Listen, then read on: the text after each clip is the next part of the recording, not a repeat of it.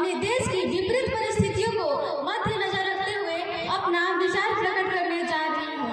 कहना है कि हम अपनी जान के दुश्मन को जान कहते हैं, हम अपनी जान के दुश्मन को जान कहते हैं, मोहब्बत की इसी मिट्टी को हिंदुस्तान कहते हैं। जो दुनिया में सुनाई दे उसे कहते हैं खामोशी, जो दुनिया में सुनाई दे उसे कहते हैं खामोशी, और जो आंखों में दिखाई दे उसे तूफान कहते हैं। जो ये दीवार का सुराग है साहब, जो ये दीवार का सुराग है साहब, चाइना पाकिस्तान साजिशों का हिस्सा है, मगर हम इसे अपने घर का रोशनदान कहते हैं, मगर हम इसे अपने घर का रोशनदान कहते हैं।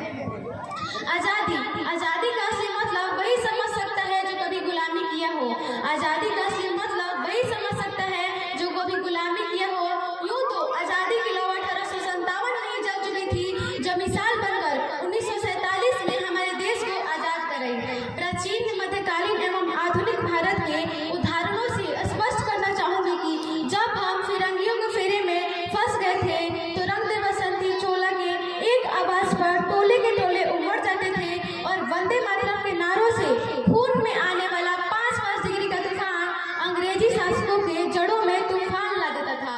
लोग मर जाते थे, लोग मिट जाते थे, फांसी चढ़ जाते थे, तो वो भी अपनी देशभक्ति साबित कर रहे होते थे, क्योंकि ये उस दौर की देशभक्ति की कसौटी थी। उसके बाद भी 1962, 65, 71 के युद्धों में अपना सुहाग गवा देने वाली औरत जब घर के हालात ये हो जाया करते थे कि प्यार भी भरपूर गया, मांग का सिंदूर गया, प्यार भी भरपूर गया, मांग का सिंदूर गया, नन्हे नौनिहालों की लंगोटियां चली गई, छोटी छोटी बेटियों की चोटियां चली गई, बाप की कमाई गई, भाई की पढ़ाई गई, ऐसा एक विस्फोट हुआ पता ही चला नहीं, पूरे जिस्म की कई बोटियां चली गई।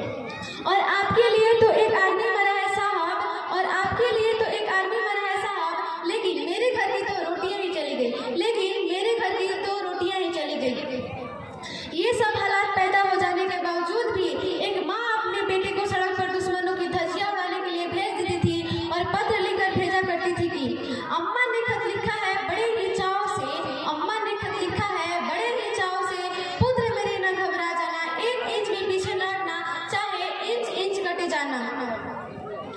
इस तरह पूरा परिवार अपनी देशभक्ति साबित कर रहा होता था। मैं नहीं मानती कि फेसबुक व्हाट्सएप के डीपी को 3 रंग से रंगना देशभक्ति है। मैं नहीं मानती कि फेसबुक व्हाट्सएप के डीपी को 3 रंग से रंगना देशभक्ति है। यदि आप कहेंगे कि साल में 2 बार हाथ में तिरंगा ले लेना देशभक्ति है, तो मैं पूछना चाहूंगी कि फुटपाथ पर रहने वाला वो बच्चा जो ट्रैफिक की छांव में नंगे पांव तिरंगा बेच रहा होता है, तो क्या आप इसे उसकी देशभक्ति कहेंगे? ये उसकी देशभक्ति नहीं बल्कि उसके पेट की भूख की शक्ति है जो उसे ऐसा करने पर मजबूर करती है। क्योंकि ना ये मस्जिद को जानते हैं ना शिवालय को जानते हैं, ना ये मस्जिद को जानते हैं ना शिवालय को जानते हैं, जो पेट के भूखे होते हैं ना वो सिर्फ भोजन के निवाले को जानते हैं। अपने परिवार, अपने समाज, अपने देश के लिए संपन्न वफा है देशभक्ति, और हर देशद्रोही के जीवन में तूफान है हमारी सच्ची देशभक्ति। ताकि देशद्रोही ये समझ सके कि अगर तू परिंदा है तो ये आसमान तेरा है, अगर तू परिंदा है तो ये आसमान तेरा है, अगर तू दरिंदा है तो ये शमशान तेरा है। भाईचारे से रहना है तो रहे जमीन पे, भाईचारे से रहना है तो रहे जमीन पे, वरना ये कब्र भी तेरी है और यही कब्रिस्तान तेरा है। Thank you so much. एक बार जोरदार ताली बजाइए। तो मैं एक बात बताऊंगा, हिंदी सिनेमा के अनुराधा पौडवाल, सोनू निगम और भोजपुरी के जितने हैं सिंगरों के साथ मैंने एंकरिंग करना शुरू किया तो मैं भूल गया था कि मैं भी कभी स्कूल से शुरू हुआ था। लेकिन आज इस बच्चे ने एक बार फिर से एहसास दिलाया कि मैं भी कहीं ना कहीं स्कूल से ही शुरू हुआ था, और मुझे अपने बचपन की वो तराना, बचपन का स्पीच याद आया। जब ये बोल रही थी तो आप लोगों की मैं आंखों को देख रहा था कि कितने लोग इस बच्ची को सुन रहे हैं। लोग बस इस तरह से सुन रहे हैं जैसे कोई बच्ची अपना ड्यूटी पूरा करने आई है। नहीं, इसके अल्फाज नहीं थे, ये आपके अंदर आत्मा को झकझोरने वाली बात थी जो इसने बतलाया। और हकीकत ये भी है कि जब अगर कोई बेटी बोले ना गार्जियन, आप सबों के सामने आकर के, तो अगर आपका ताली बजाने का मूड नहीं है, हाथ दुख रहा है या हाथ ठिठुर रहा है, फिर भी आपको हाथ निकाल देना चाहिए। कारण है चलती आग सीने में नहीं डरता सिकंदर से।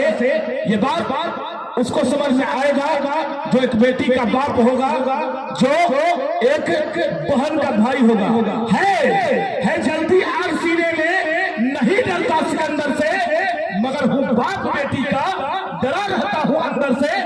वो दिखती हंसनी सी है, वो कोयल जैसा गाती है, उजाला हर तरफ होता, वो जब भी मुस्कुराती है, और वो विद्या में विभूषित हो, लड़े कितनी धुरंधर से, मगर वो बाप बेटी का डरा रहता हूँ अंदर से। एक बार इसके भाषण पर दोनों हाथ उठा करके आपने सम्मानित किया, तो समझिए माँ गायत्री परिवार, पब्लिक स्कूल परिवार पूरा आपको धन्य धन्य होता। बहुत बहुत आभार, बहुत बहुत अभिनंदन। शालिनी, आपके शब्दों में एक बार फिर से आकाश को स्कूल वाला आकाश बना दिया। धन्यवाद।